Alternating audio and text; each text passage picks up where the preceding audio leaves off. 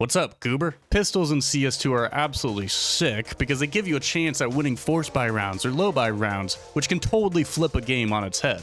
But not if you're using them incorrectly. Knowing how to use pistols, what their strengths and weaknesses are, and when to use them are all necessary skills to get into higher ranks in CS2. So together, we're going to talk about the pros and cons of every single pistol in CS2, when you should be buying them, and most importantly, how you should be using them to get kills and win rounds. But before we jump in, there's a cheeky monkey who sponsored this video, and he wants a quick word with you. Skins Monkey is a trusted automated CS2 trading site. It's super easy to use. All you have to do is pick something in your inventory, check how much it's worth, and then go get something new from the monkey. What's also super nice is the filters you can use to narrow down your searches. You can either use your skins to trade for new ones or deposit money with their 30% bonus offer. This becomes 35% when you use my code Wilson. Please use it. Using my code, you can also get up to $5 for free. Use my code Wilson, link is in the description. Let's start with the Glock. The pros of the Glock are that it has a very fast fire rate with whole 20 bullets in it. It has the third highest running accuracy behind the Tech 9 and the Revolver. It has good damage against unarmored opponents. It also has burst mode, which rapidly fires 3 bullets that can melt even a player with head armor. The cons are that it can't one-tap headshot enemies without head armor outside of really close range, has very low armor penetration, and it has high damage fall off at range. So when do you want to use the Glock? Because of the monstrous cons, you really only want to use the Glock on pistol rounds and full save rounds. You can whip it out as a secondary on gun rounds, but hopefully your opponent is pretty low HP. So how should you use the Glock? Focus on closing space to minimize that damage fall-off drawback. Use your movement within fights to take advantage of its really high running accuracy. Be mindful about spamming versus tapping with the Glock. Outside of close range, you should really only be tapping. But if you're right up in somebody's face, then spamming around their neck or their face is perfect. Lastly, on pistol rounds, if you notice that your opponent doesn't have armor, then feel free to just stomach spam them because you'll kill them in 4 or 5 bullets. Onto the only other T-side exclusive pistol, the Tech 9. Similar to the Glock, the Tech 9 has a super fast fire rate with a big magazine of 18 bullets. It has pretty decent armor penetration, and it can one-tap headshot opponents even with head armor close range. It also has a really accurate first bullet when you're running. The cons to the Tech 9 are its inaccuracy when spamming, especially at medium to long range. It's tied with the Dualies for having the worst damage fall off at range, and that you can't one-tap opponents outside of really close range. When should you use the Tech 9? I think you should think of the Tech 9 as essentially a miniature SMG that you can use in force buys or half buys. On force buys, often replacing a MAC-10 with a Tech 9 can be really valuable because with that saved $500, you can then buy a smoke flash, double flash, you can buy some util that can really give your team a good chance at winning the round. How should you use the Tech 9? Make use of the Tech 9's running accuracy by tapping while running. It's crazy accurate as long as you're not spamming. So focus on explosive plays where you can really make use of its running accuracy and its ability to one-tap head armored opponents at close range. It's also somewhat important that you have armor with the Tech 9. It's not 100% necessary, but because with the Tech you're going to be forcing close range fights or you're going to be running through util, having armor is a huge buff to you if you have a Tech. And lastly, use your movement. Because it's so accurate when you're running, you don't want to be counter strafing on angles too much. You don't want to be crouching with it too much. You really want to be just drive-by tapping people. Hey, you might have noticed that in the background of this video, there are clips of me streaming on twitch.tv/WilsonCS2. I stream every Tuesday and Wednesday on EU-friendly times. I'd super appreciate you to come over, give me a follow, say what's up. It's in the description. See you there.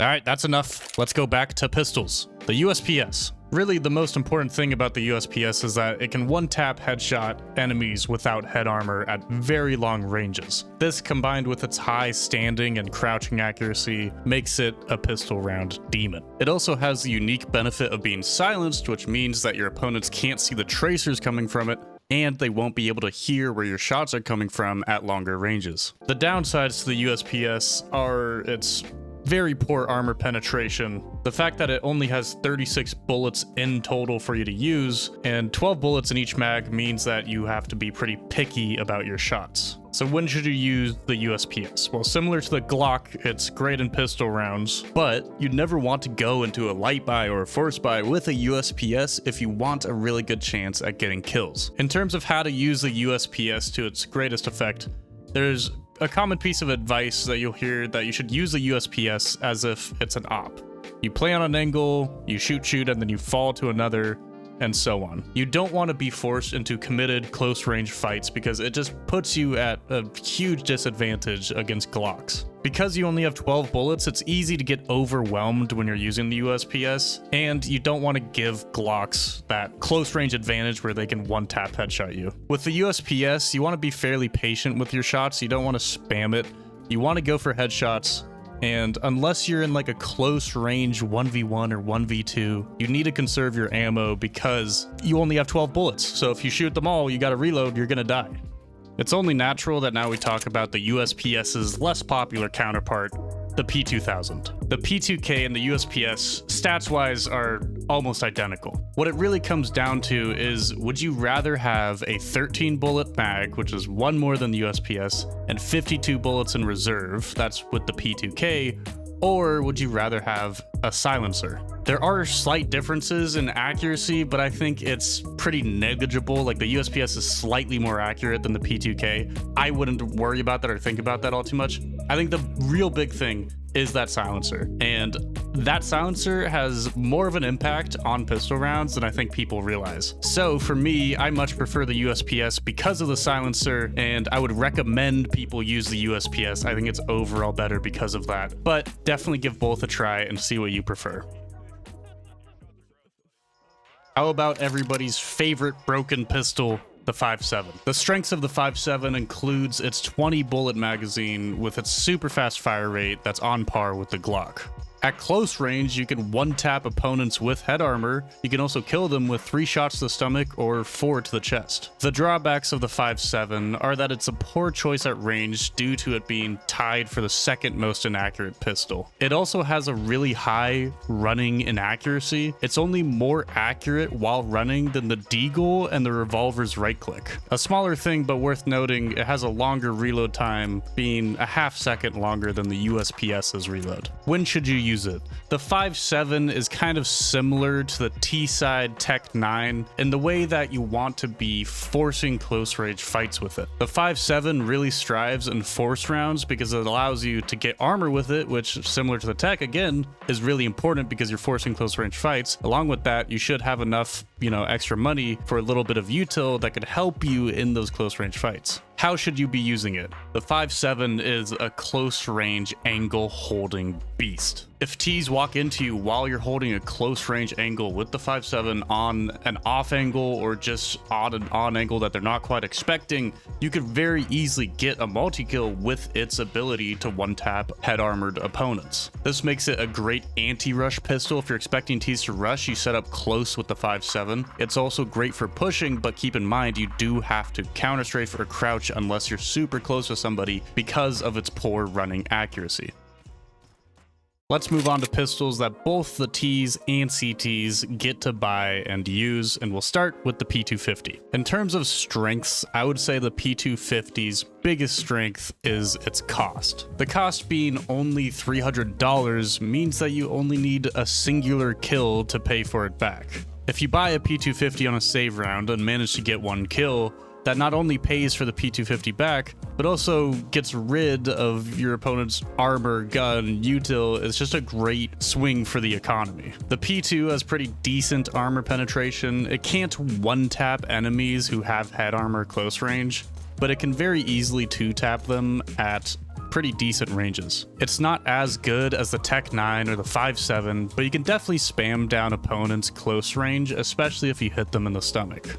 A huge strength of the P250 is in pistol rounds, where on T side, it gives you the ability to one-tap headshot opponents at range. However, the P250 does have some drawbacks. It has a small magazine of only 13 bullets with 26 in reserve. It also has the third most running inaccuracy amongst all the pistols. And I think most importantly, outside of pistol rounds, the P250 isn't particularly good at any one thing. Ignoring cost, if you're close range, you would always prefer to have a Tech 9 or a 5.7. And if you're long range, you would pretty much always prefer to have a Deagle. Somewhat surprisingly, the P250 is actually one of the least accurate pistols. It has the same amount of inaccuracy as the 5.7, crouching and standing. So when should you use it? I would say that for the price, the P250 is the best gun in the game. It's $300. That's equivalent to an HE grenade or smoke grenade. It's the cheapest gun outside of rebuying the starting pistols. I would think about the P250 as if it's like a P2000, but less accurate and with a lot more armor penetration. This makes the P2 a nice option in those rounds where you have just a tiny little extra amount of money that you can spend. Why not? I'll get a P250 and maybe I'll get a kill with it. Like I said before, it's also really strong on T side for pistol rounds. You can either have somebody drop you one and you buy armor, or you drop one to somebody and they buy armor, or you just buy the P2 and you buy a smoke and a flash and you set up a play with that. So the P2 can be an excellent budget option on save rounds, but because it's not necessarily amazing at any one thing, you should often go for other pistols on force buy rounds. To use the P2 to the best of its ability on save rounds with the P2 when you're facing opponents with armor and rifles, try to prioritize close range fights. Your time to kill with the P2 when it comes to medium range fights or long range fights is going to increase drastically compared to your opponents with rifles. So get close, hit that dink, and then hit a body shot, steal their gun, make a play. The Dualies. I love the Dualies. They're so fun. The Dualies have a lot going for them. They have the biggest mag out of all pistols with 30 bullets. They have an insanely fast fire rate. They have decent running accuracy. They can one-tap headshot opponents without head armor at close range. They have a somewhat controllable spray pattern. And also, they're probably not as inaccurate as you think. Their standing accuracy and crouching accuracy are both better than the 5.7 and the P250. Their running accuracy is worse than most pistols, but not really by that much. However, the Dualies are heavily nerfed by two things. Number one, at only 57.5%, the Dualies have the worst armor penetration of any pistol aside from the starting pistols. Number two, the Dualies are tied with the Tech 9 for the highest damage falloff at range. A third bonus kind of bad thing about them, but a little less important, is that they reload super slowly. It takes 3.77 seconds to reload the Dualies, whereas the majority of pistols reload in 2.27 seconds, making the Dualies a full second and a half slower. When should you use the Dualies? Well, the Dualies are insanely good for CT side pistol rounds, especially if you have armor. On save rounds, I think the majority of people go for the P250 because it's more versatile. The Dualies close range can definitely melt an opponent if you hit, a double headshot. Compared to the P250, they surprisingly have a lower time to kill if you spray into an armored opponent's body at close range. But the difference is fairly nominal, and the versatility of the P250 is highly valued, so it's hard to go for the Dualies over the P250 on those save rounds. How should you use the Dualies? Using the Dualies in pistol rounds on CT allow you to play positions where having a USP would be completely disadvantageous. But instead, you have these two little pistols that equal to better than a Glock, so close range fights where you can make use of its giant mag, high fire rate, and one-tap headshot capability is ideal. The spread of the Dualies when you spam has a pretty clear bottom out point that once you get used to it, you can become an absolute demon with them spamming at close or even medium range. However, because the spam is so good, that doesn't mean that you have to spam at every single range. Tapping with the Dualies is still fairly effective because they do have pretty decent accuracy. In these situations where you're forced into a fight at range with the Dualies, thinking about specifically pistol rounds, you need to focus on headshots. It's similar to the Glock, right? The damage falloff is too high. You're not going to get the kill by going for body shots unless you know they don't have armor. So tap at the head. The CZ. Oh boy. What's good about the CZ is that it's the only fully automatic pistol. So it has the highest fire rate amongst all the pistols, aside from the Glock's burst mode, if you want to count that. This means that in terms of shooting the chest against an armored opponent, the CZ has a second lowest time to kill, only being beaten out by the Tech 9. That sounds really good, but we're only talking about hitting body shots. The CZ can't one-tap an opponent with head armor at close range, whereas other pistols can. It also only has 2 mags containing 12 bullets in each, so you're super limited by the ammo. It has an incredibly long draw time and a super long reload time. It's also very inaccurate, and the recoil of the spray itself is really hard and weird to control. So when should you use this monstrosity of a gun?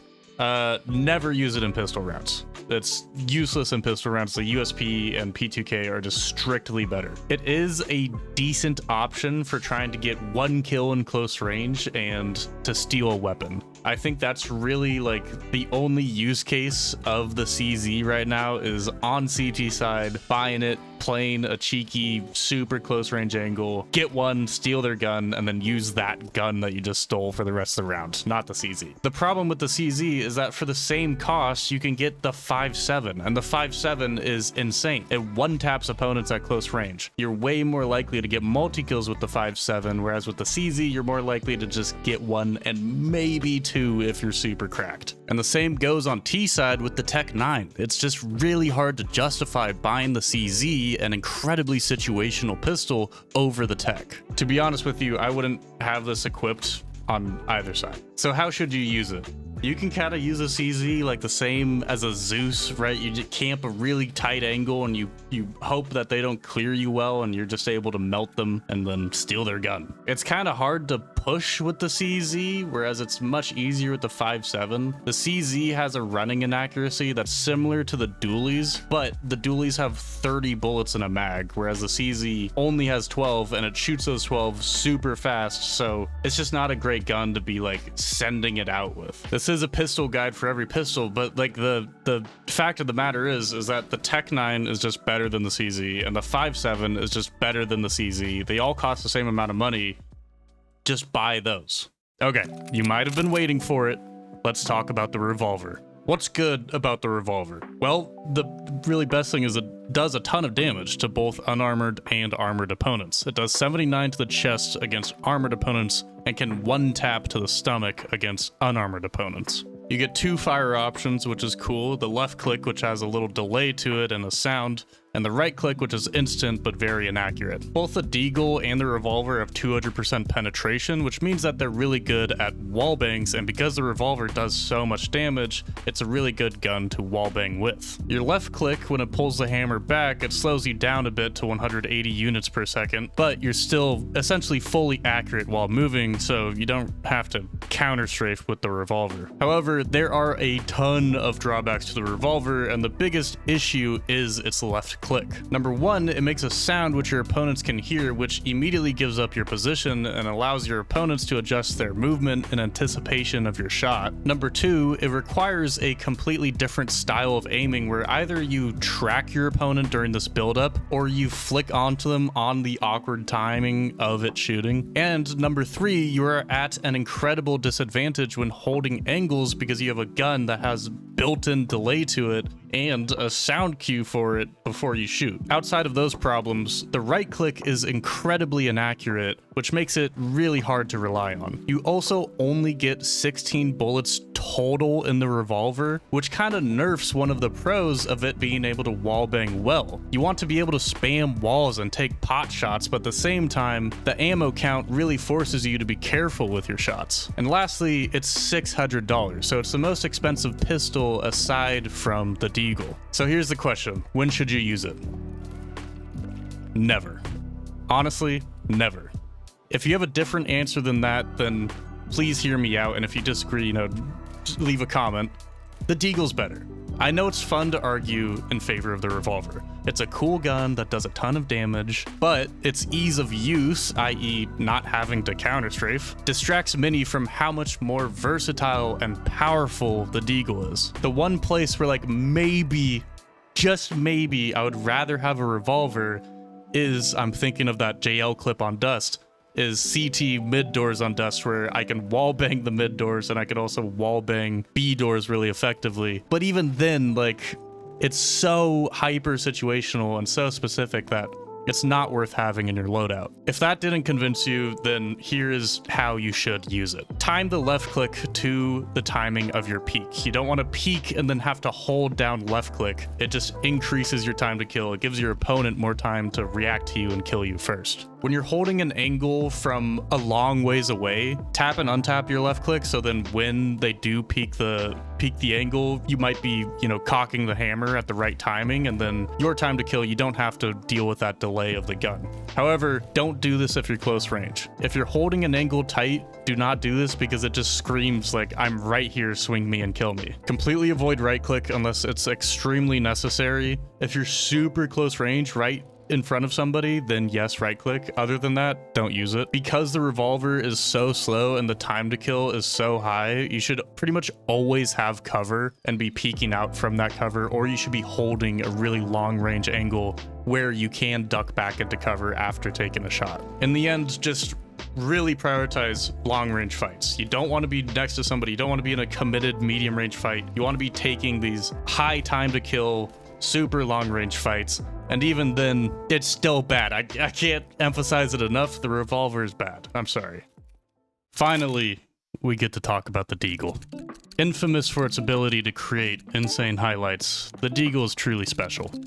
What makes the Deagle completely different from other pistols is its incredibly high impact potential. You could potentially kill 5 full buy head armored opponents with just 5 bullets total at essentially any range for the cost of $700. Sure, the revolver hypothetically can do the same thing, but the Deagle, you're not hampered by the drawing the hammer back delay. Other strengths includes its accuracy at range. It's the most accurate pistol you can buy, along with its ability to 2-tap opponents to the stomach at close range. For the amount of damage it does per bullet, it has a really quick fire rate, so close range, you can just melt people with those stomach taps. In terms of cons, you have to start with the price. It's $700, which is, for a pistol, a pretty costly investment. Opportunity cost-wise, that could be a P250 and 2 flashes, or a 5.7 and a flash, or it could be the difference between a Galil and an AK, or a FAMAS and an M4 in the following round. Along with this, the Deagle only has 7 bullets per mag, which makes shots very important to hit when you're in committed positions. It also has a slightly slower movement speed compared to the other pistols at 230 units per second versus 240 for the rest of them. When ignoring the costs, the 2 biggest downsides to the Deagle that will affect how you play with it are, number 1, its accuracy reset time.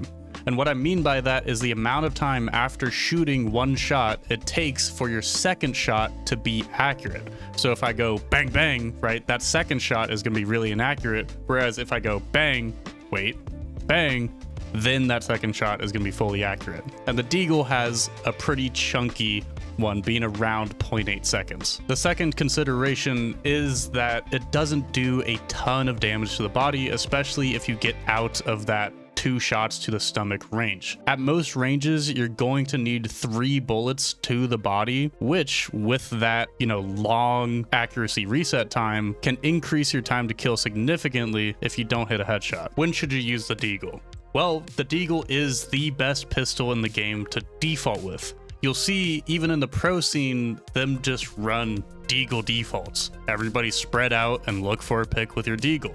It's just that good of a gun. Because of its ability to one-tap at any range, you can play with a Deagle kind of like you play with a rifle. So, because of that versatility, it's good whenever. It's good on force buys, it's good on light buys, it's good as a secondary pistol for an op. However, there are situations where you would rather have, for example, a 5.7 and a flash, or a Tech 9 and a flash. If I'm on T side and my team calls, let's rush B and we're forcing, and I have the best spawn, I would much rather have a Tech 9 with a little bit of util than I would a Deagle. And it kind of goes without saying, but the Deagle's terrible on pistol rounds. You'll see some people troll with the Deagle on T-side pistol because you can one-tap at long range, but you'd just rather get a P250 than a Deagle. How to use the Deagle.